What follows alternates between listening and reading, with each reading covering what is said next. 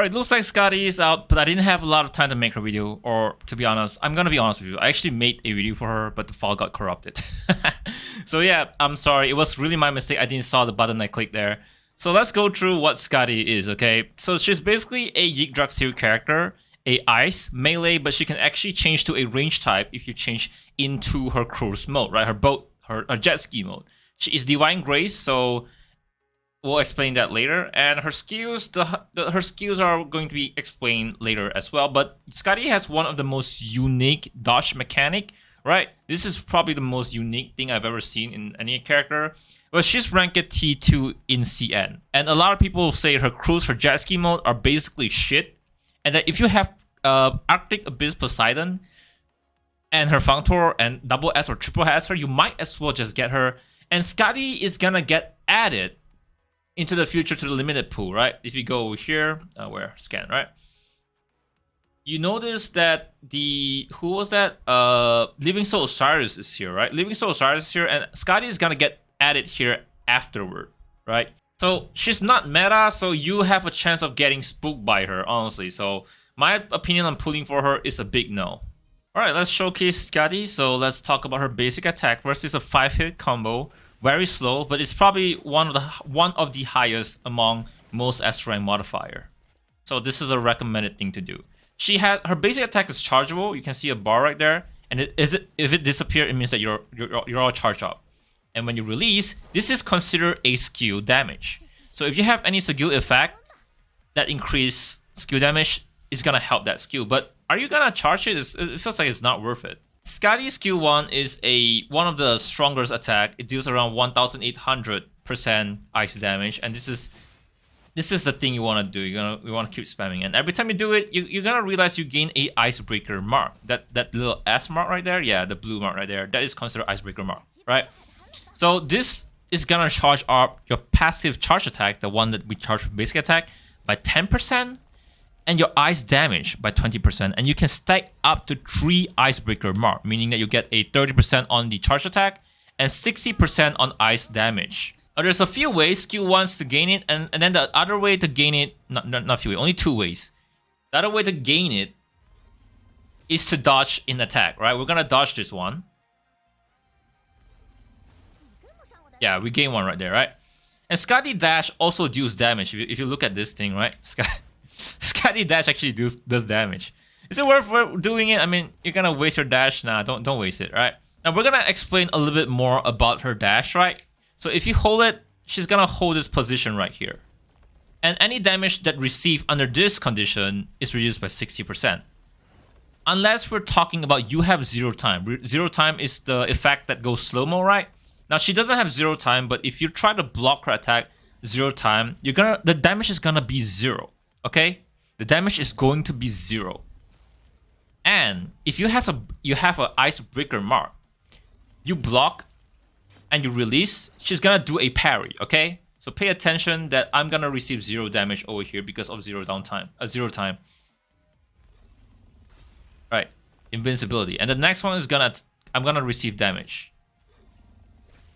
Yeah, see, but it's 60% less. Then the next thing we're gonna do is do the parry, right?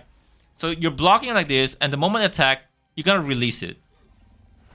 Sorry, my bad. Oh, I think you trigger it like this. You're gonna receive the attack first, and then... Sorry. You're gonna receive the attack first, and then only release it. There we go. So it reduced 1 icebreaker mark right there. I have 1 left, okay? So skill 2 is the only way you can gain... you know what? I'm just gonna finish the tutorial to show you guys. Alright. In order to change to a cruise mode, you're gonna charge up the Divine Grace. And there's few ways to charge it. Only 2 ways actually.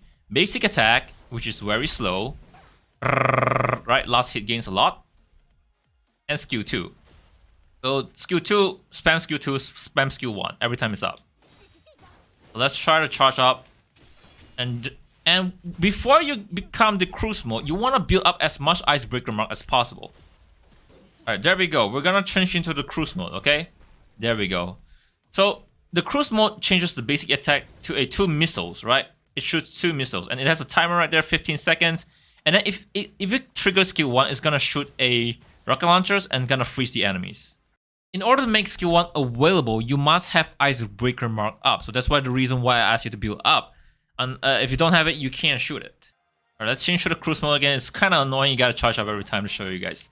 Now, the moment I freeze an opponent, or you attack a freezing opponent, right? She's gonna fire Fall Launcher instead, right? Okay, it's 2 now, but if the enemy is frozen, I'm gonna fire 4. Enemy is frozen, I'm gonna fire 4. So Arctic Abyss Poseidon is gonna help her by a lot, okay? Okay, I'm gonna show you guys the skill 2 now.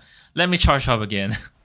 Now in cruise mode, in order to trigger skill 2, you need to charge up. And the only way to charge up is by not basic attack, but by moving around, you're gonna gain the Divine Grace, and then you can trigger skill 2, which is just a knock. And if you want to quit cruise mode, just press skill 3 early. It's gonna do a dive attack and just release. Okay, so that's really it.